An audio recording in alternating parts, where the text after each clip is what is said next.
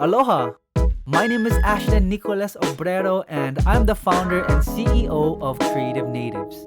And your host for the Creative Natives podcast, hashtag the CNP, where you can find me having curated conversations with musicians and artists of all kinds, plus cultural practitioners, community organizers, and creative entrepreneurs. We'll be covering all things music, art, culture, and business. So, tune in, take notes, and tell a friend. It's time to talk story with some creative natives.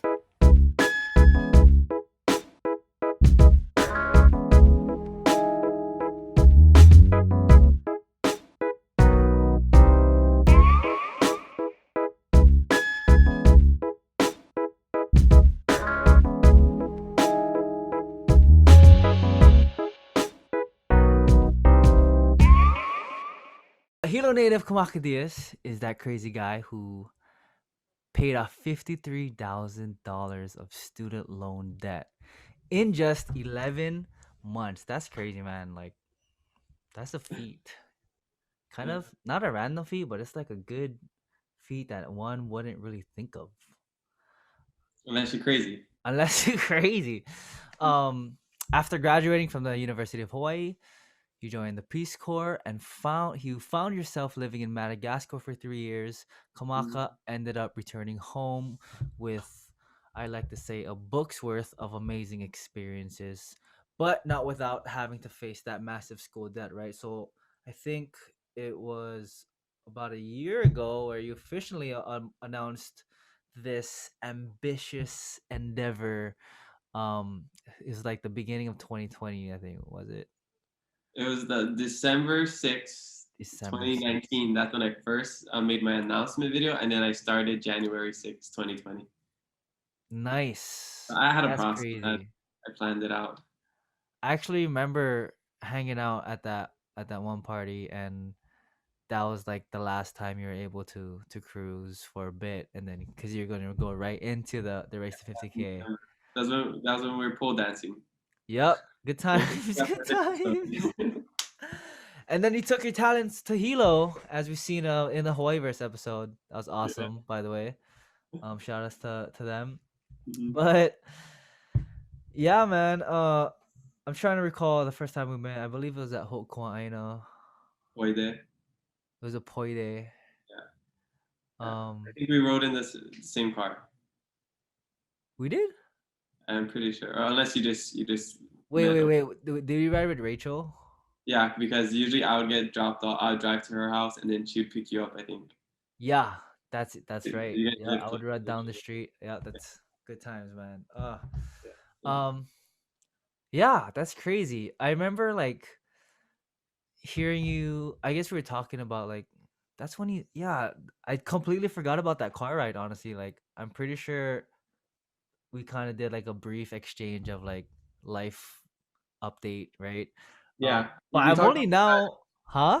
We talked about Spanish because you lived in South America for a little bit. Puerto Rico, Oh, Puerto exactly. Rico. Okay, that's what it was. Um, okay, yeah. So and Yeah. then that's right. You're sitting back. I remember like we were speaking a little bit Spanish, Espanol. Sí, sí, sí, sí, sí. Recuerdo, recuerdo. Um, that's right. I totally forgot about that car ride. I thought Yeah. I thought you just came to the Loti one day and it was just like, oh, Popped what's in your up? life. It's me. Um, damn, that's crazy. Yeah, and then I found out you spoke Malagasy because I guess that came from like when you started speaking Makolalo Hawaii to all the crew over there. Mhm. Um, and then I guess you started talking about the race 50K, and that's crazy, man. Like that was a long time ago and completely different time. Yeah, I mean, we could gather, we could hug, we could honey on the cheek. Oh You my gosh. know, yeah, it was crazy. I look back Man. on certain videos, even when I watch movies sometimes, and I see like people gathering or Mm-hmm. close together. I'm like, I get a little anxious, like why don't they have masks on? Like, was that filmed during COVID or post COVID? Pre COVID? It's not even post COVID yet. Yeah, I think we're still in COVID, but I'm like talking about older movies Okay. Oh, I got you. I got you. or just like older videos too. Like I Yeah, started yeah. my race 50K before COVID started, so I was able to, do Right. things like dress up as Buzz Lightyear for a kid's birthday party and like play with the kids, hang out with the Ohana, all that stuff. Right, and Um, then it just dramatically kind of just like for all of us, you switch, but like you were in that in the race to 50K, which in essence was a a very like personal like connective yeah, connective thing. yeah. Um, but you made it work. So I guess we can start off with that. Like, Okay. how was it for you to transition when the pandemic hit and like lockdown started happening? When the whole thing is like just networking. Yeah, it was tough. But I guess I'll start by explaining like the race to 50K in a little bit more detail. So Yeah. 50K is my crazy idea to pay off $50,000 of student loans in 1 year by just doing a bunch of odd jobs, asking people, what can I do to help you help me? And not charging anything, just leaving it all up to the people to donate whatever they want to me because I'm going to put it straight toward my student loan because I live frugally. I don't spend money on pretty much anything unless I need to. That way I can put it all towards my student loan. So I was doing that, all kind of different jobs, dog walking, yard work, pickup deliveries. I think I even modeled before that. It was just like the first time in my life. Like a lot of new things, that I haven't done before, but Yep. people thought of creative ways to give me jobs so that they could pay me.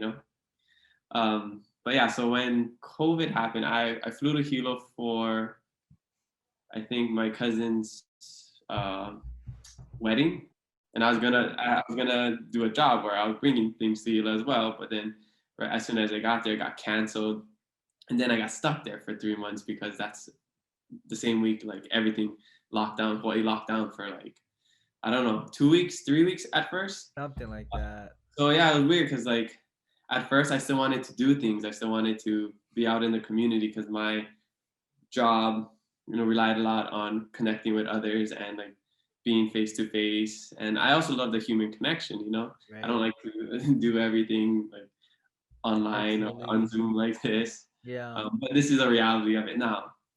So, I kind of shifted to like, okay, I'm just gonna go pick up groceries for people, or I'm just gonna do deliveries, or I'm gonna do like non or little contact, Right. Minimal.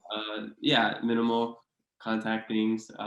And then I was like, okay, but maybe I just shouldn't do anything because we're supposed to be on lockdown. Maybe we shouldn't even leave. I'm not an essential worker per se. So I struggled a lot with that, like internal conflict of like, should I continue? Should I just stop? And eventually, I did end up taking a break for like a week, and it was Mhm. almost like a mental break. Um, just Yeah, like because I you were ended up, hustling like every single yeah, day. every day because I documented it Consistent. all online.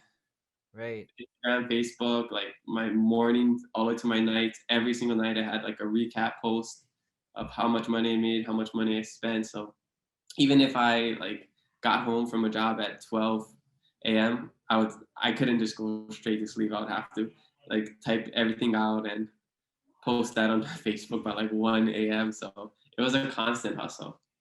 Wow. Yeah. Crazy, man. Yeah. The consistency. It's the consistency for me. Yeah. Yeah, but Um, it was crazy when the pandemic happened because I didn't think I would do it because I think before it started, I was like maybe 2 months ahead of schedule because I had everything planned out. I did the right. number. I need to make this much by this much or like this much money every single day. And before, like in March, I was like over $4,000 ahead of my projected end date, and then it kind of just slowed down because of the pandemic, and And so then you had to it started pivot. to pick up again. Yeah, I just had to like change how I was doing it, how I approached it, and people are like I believe in kindness. I believe in that people are kind, and if you give them the opportunity to help, they're gonna help you, and that's what happened. And then I don't know, March, 8 months later, I finished.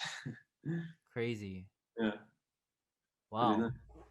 That is nuts, man. That's impressive. Like people want to help, and that's one of my goals is to be able to put myself in a position where I can just give back to Mhm. people who need it and people who deserve it.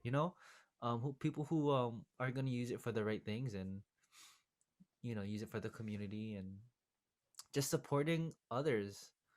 Mm-hmm. I love how you kind of brought that out in everybody. Like, you just gave everybody an opportunity to support, and at the same time, it feels good. It's good for everyone's soul to give back a little bit. And it's cool to watch that kind of in action consistently every single day, down to the T. Full transparency, Yeah, he yeah, said. that's the Tell motto. me. Help me help you and full transparency. Yep, Yeah, that's that's it. awesome, man. So I guess throughout those 11 months, what would you consider the top three oddest jobs that Top three you've done, college jobs. Um, or so wildest, my craziest? favorite Okay. oddest job was dressing up as Buzz Lightyear for kids' birthday party, and that was actually like a day from today, a year ago that happened. Oh, wow. That was actually a really long day. I woke up, did my workout, went all the way to the west side, dressed up as Buzz Lightyear for a couple hours, ate with Ohana, came into town, picked up a leg for somebody, dropped it off at their house, then went straight to a kid's a baby's first birthday party. But it's just an excuse for adults to get together and drink Right. and party. So it's a Yeah, different type of party. So and I went to bartend that right after that. So I went from dressing up as Buzz Lightyear to I bartending. remember that one. Yeah. And then yeah, that was like one of the most fun days, but exhausting as well. But yeah, that was pretty new. And then odd.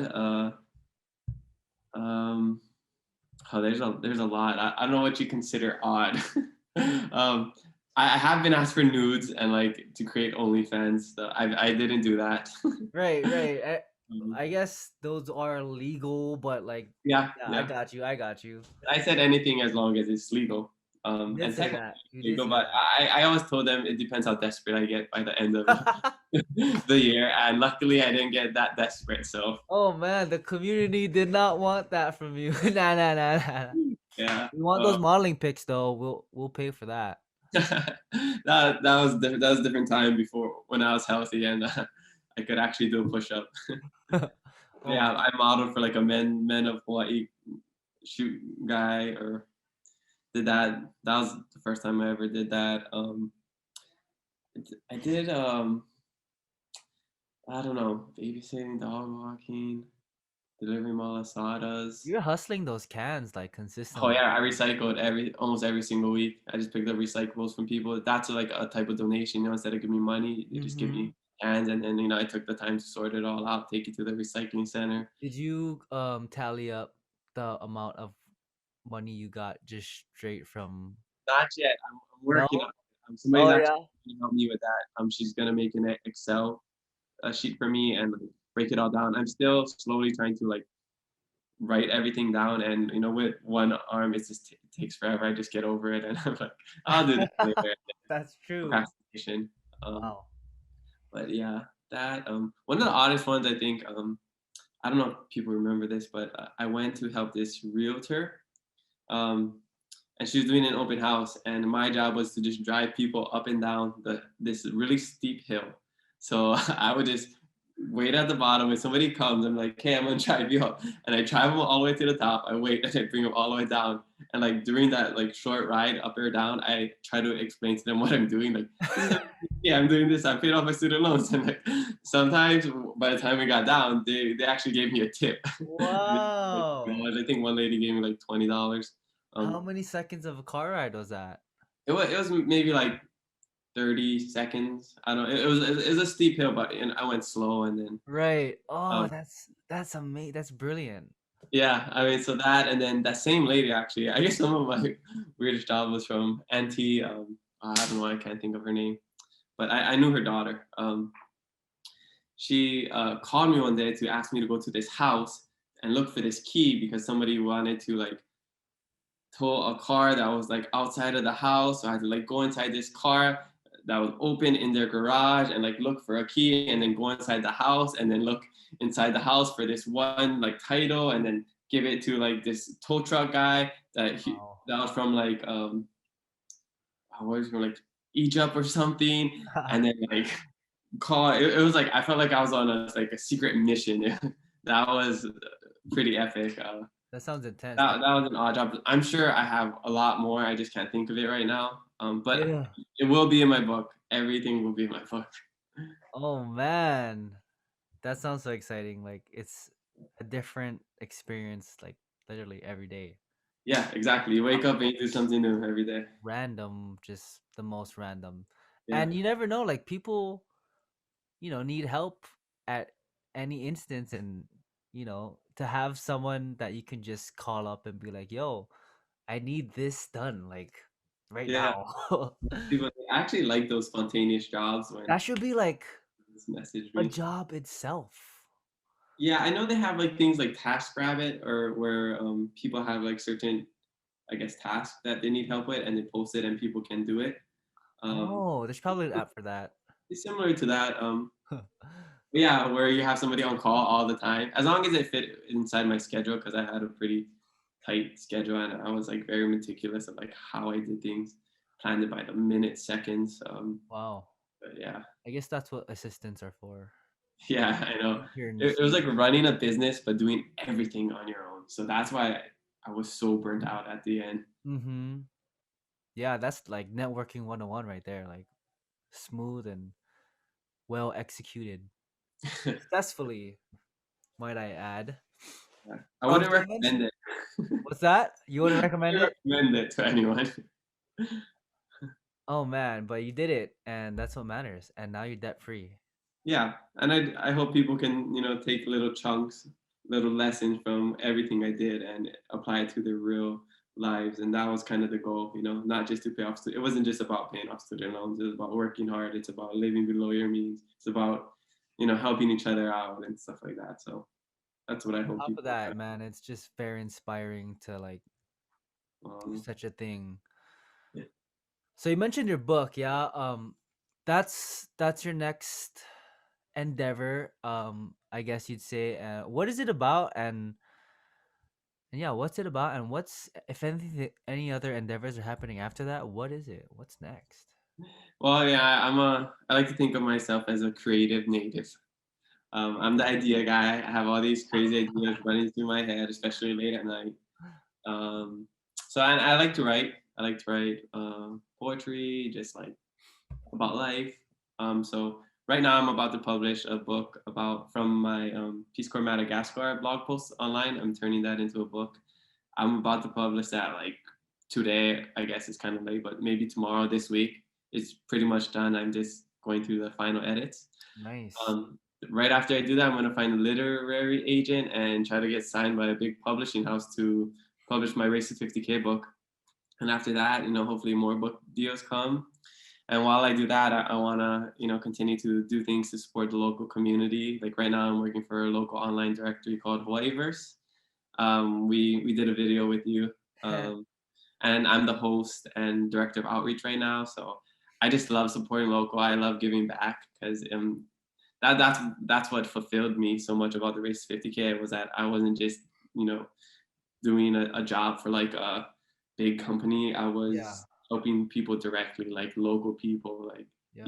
it's just so gratifying to like be able to help somebody like that, and you see where your help is going. That you can Um, relate with. yeah, so that's what I'll do next. Just try to just help local businesses, especially during these times, and continue to write, continue to be open to opportunities that come my way. I'm comfortable being uncomfortable, so Yeah. uh, whatever it is, just bring it my way. That's awesome, man. Ready for anything and anything. Yeah. Um, what was I gonna ask you? What is the so your next book is about your time in Madagascar when you were in the Peace Corps, right? What Mhm. is the biggest lesson, which you'll probably tell us in your book, but what's the biggest lesson you learned from living in Madagascar and just like traveling in general?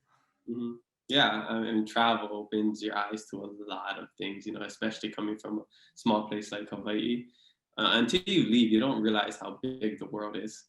And I was lucky enough to, study abroad in Spain, Argentina, prior to me going to the Peace Corps. But that's what led me to the Peace Corps. You know, I got the travel bug. I love learning about new cultures and, you know, traveling. Yeah. But my time in the Peace Corps was like the most life changing experience of my life, and I'm sure a lot of people would say that because it just the biggest thing you get out of that is perspective. You don't come back and you see the world the same.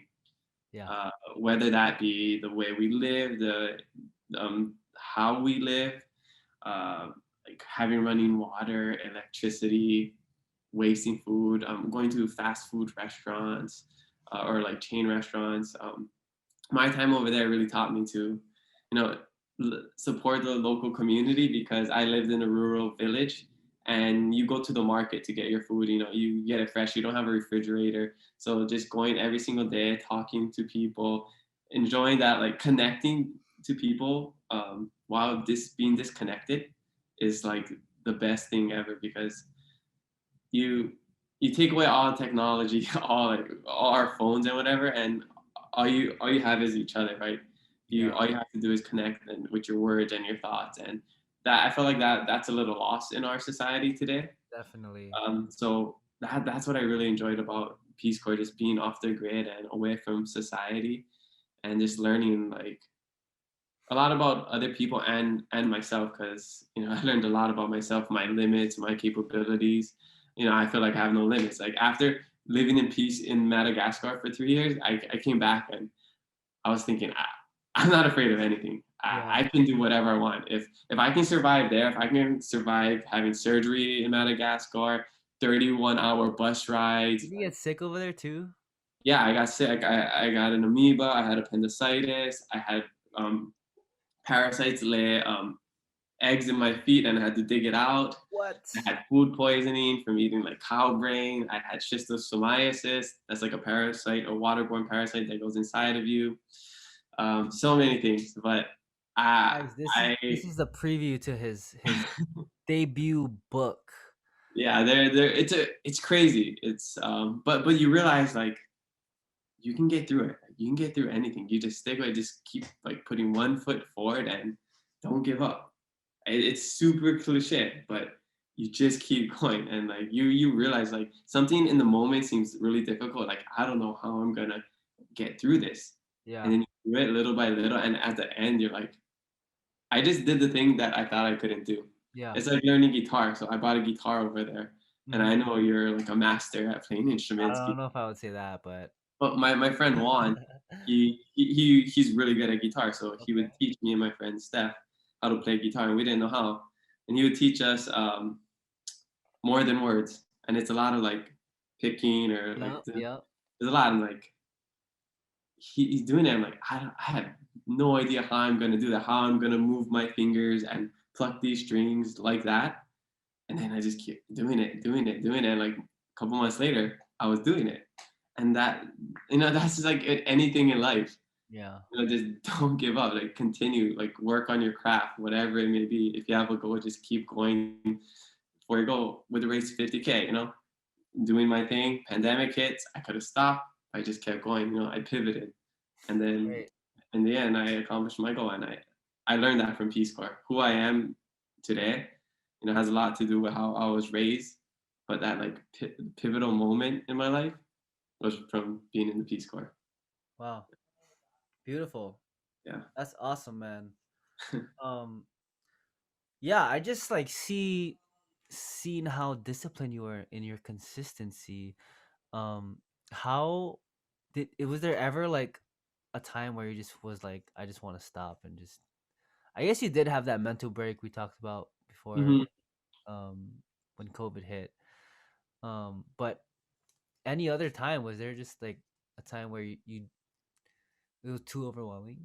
Or did you just enjoy it fully like I think I got so deep into it where I was like a robot, you know? It's like I couldn't stop. Like I had it, I felt like an obligation to everybody because it was so publicized, you know? Like yeah. I have to wake up. I can't sleep in. I have to show people that I'm doing something because I did it for like 90 days straight, 120 days straight, 150 days straight. That I like it became a habit, you know, like so routine that like although there wasn't so much structure because there was always different jobs to do. There was still structure. There was a foundation of like Yeah, waking. and that's what I was gonna ask you about. Like in your discipline, a lot of it had to do with like planning and preparation, and it seemed to me that like you were really good at that and really like strategic in how you went about it. Had to be. I mean, it was just me by myself, you know. So Yeah.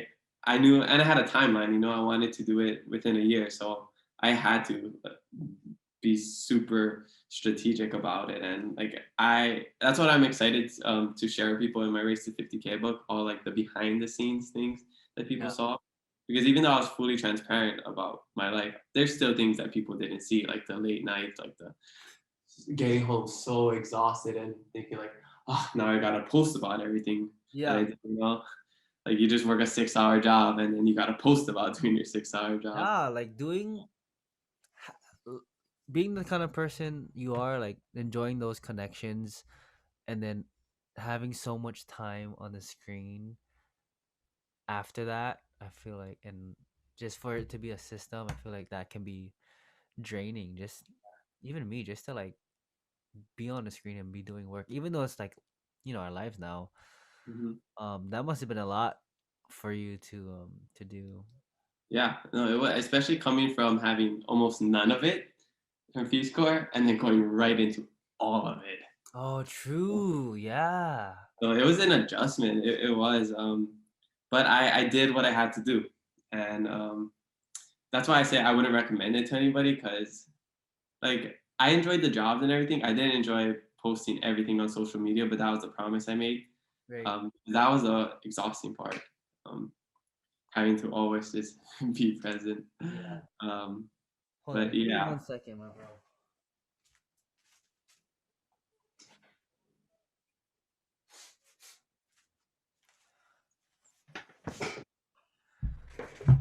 That's crazy. Very inspiring. yeah, it was fun, but I was really burnt out at the end, and I didn't even realize how burnt out I was at the end. You know, I'm still recovering from it. I'm just like getting out of that phase. Kind of just coming back to reality. Yeah. Yeah, I feel you on that.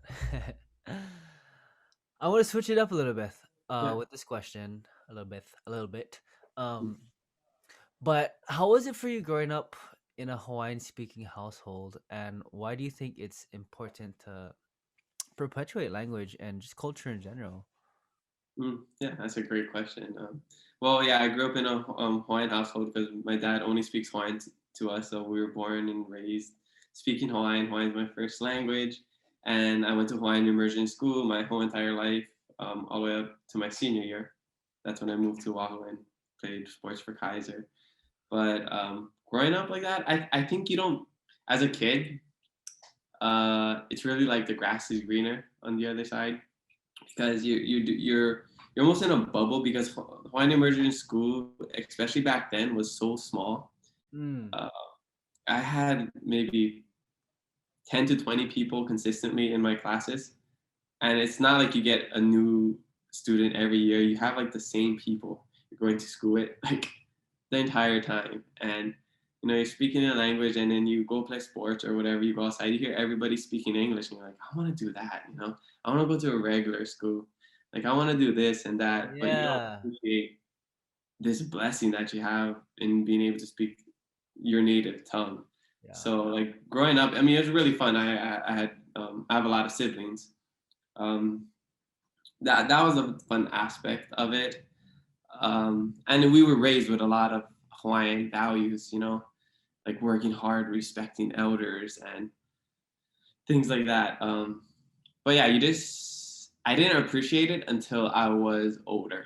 Maybe like until I was in college, towards the end of college, up until like I left to the Peace Corps, I didn't appreciate my culture like I do now. Right.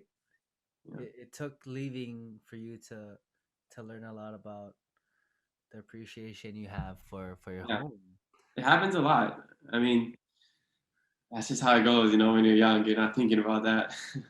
That's like I would tell that as a piece of advice for anyone, just to like travel and get out there and go away from go away from the place that you grew up around, Mm-hmm. um, and just change your environment, Yeah. and not just visit, right? Just you got to live there to really Yeah. immerse yourself in Yeah. the Immersion is so crucial. in not only like whatever host culture you end up going to, but just like yourself, Mm. because in essence, like not that you're like starting from scratch, but like nobody knows you, so you your self concept is your self concept, but then you have an opportunity to like present yourself Hmm. in the way that you intend to the world, to people that you Yeah. don't know. I think about that a lot. Like when I was in Madagascar, and we serve with other Peace Corps volunteers, and you get really close with them. But then you think like I know or they know Kamaka, as in like the Kamaka in Madagascar. They don't really know the Kamaka Yeah. that the Hilo, the Kamaka that lived on Oahu. Hmm. Like they don't even know the Kamaka that is on Oahu right now.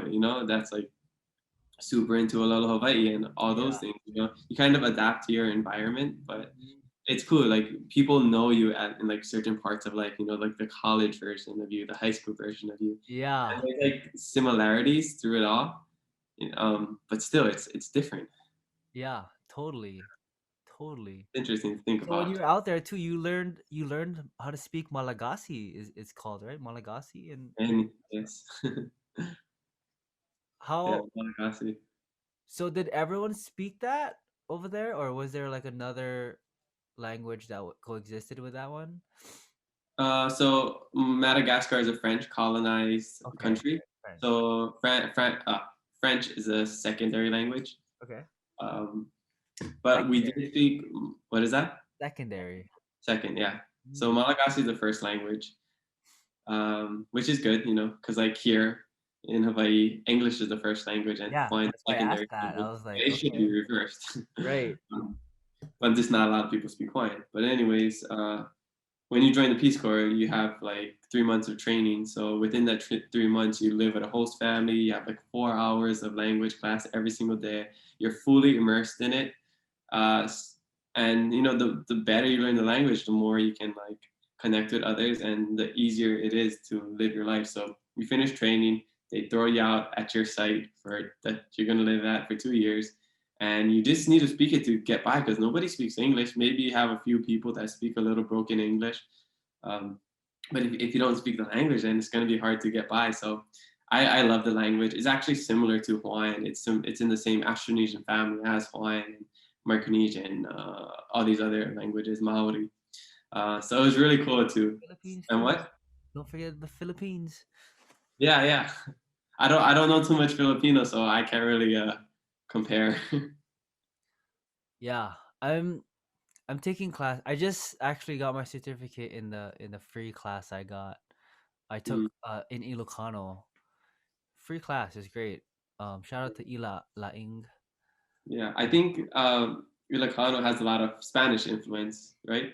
Uh, I think is the Tagalog is the one that has more Oh, okay, that's different dialects. different dialects, but Okay.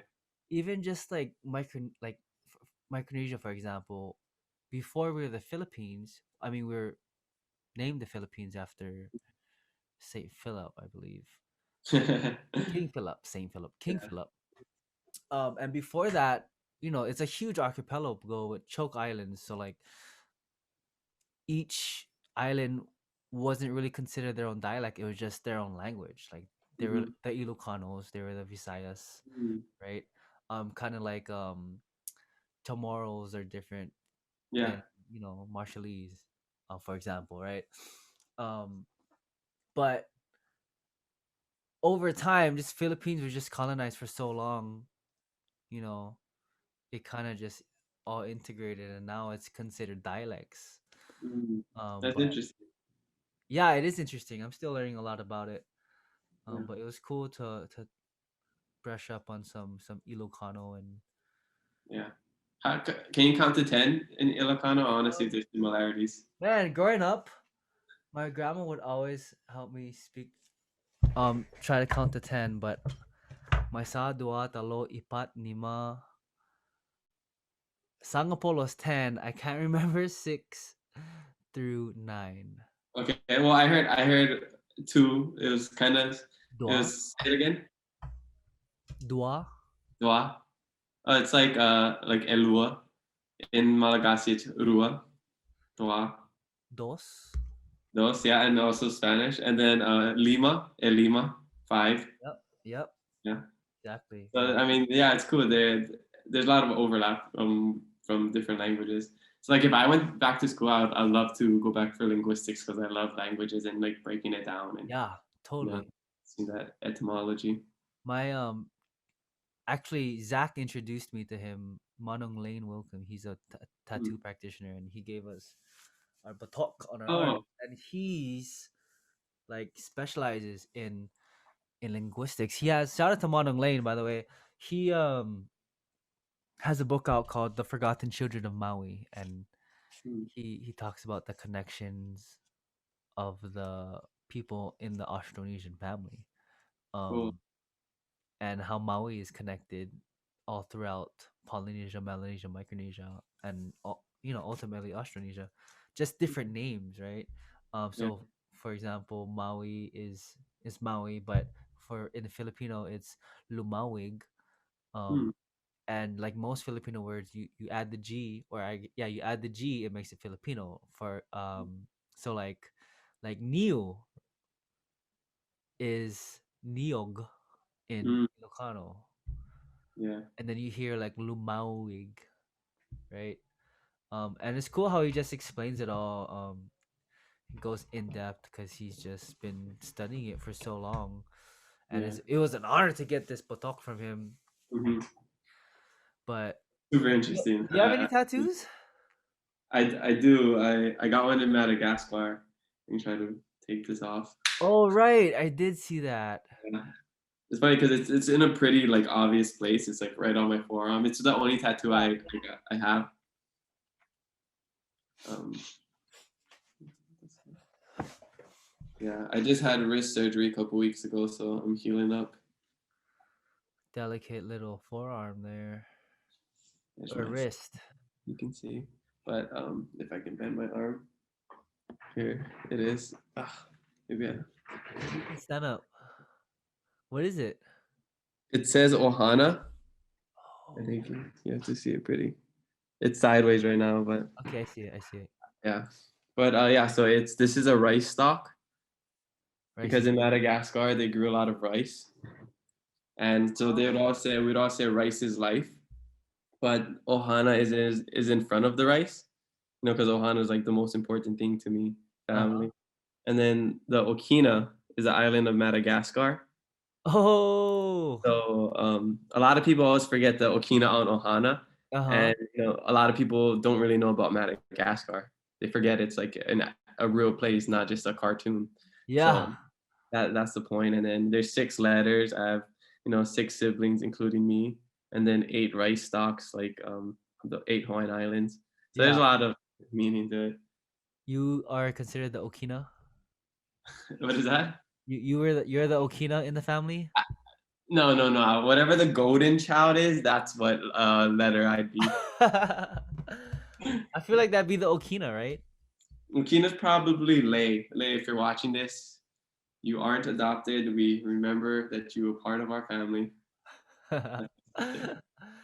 Awesome, man. Do you have any last party words? Any words of inspiration for upcoming entrepreneurs, and future networkers? Um, I mean, just if there's one thing I wanted them to take away from this is that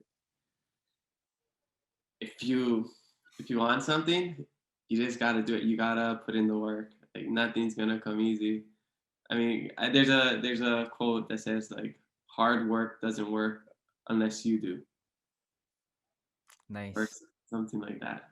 Hard work, work. Something um, like that. But hard work basically, beats talent when talent doesn't work hard.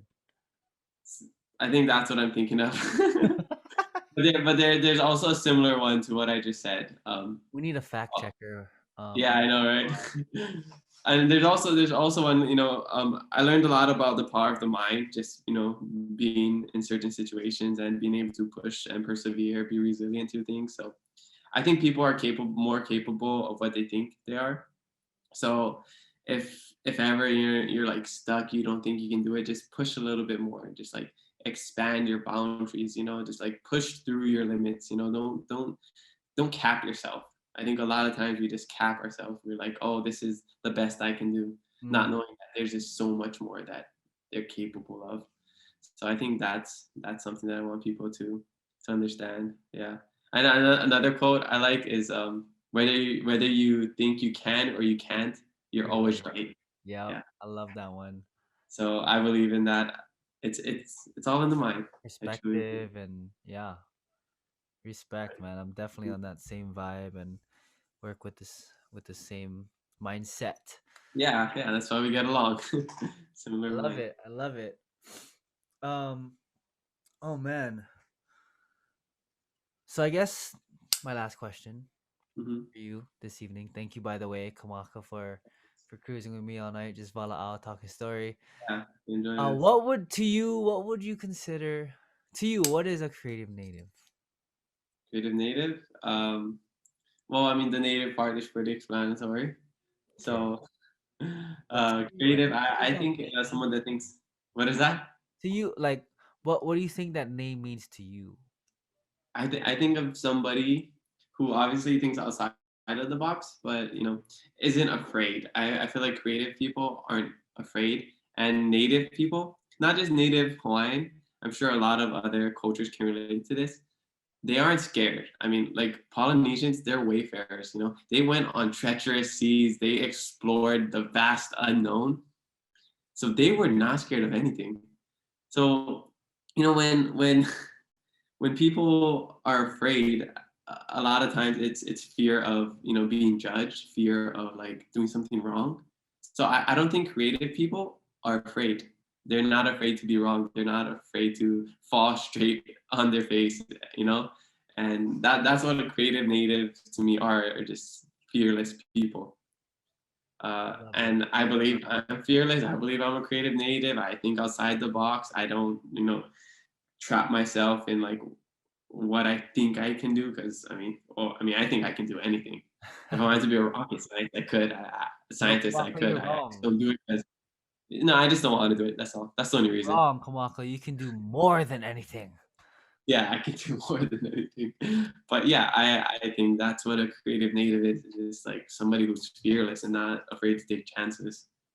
I love it, man. Well, mahalo nui loa agyamana Kamaka Dias for coming on this podcast for me and being on my blog, man. This is hopefully we can go far with this type of thing and have a lot of more cool people on like you, man. I really appreciate your time and So mahalo for your having me. story. Yeah, thanks for letting me share it. Hope people enjoy this. Gee, right Keep it on. up.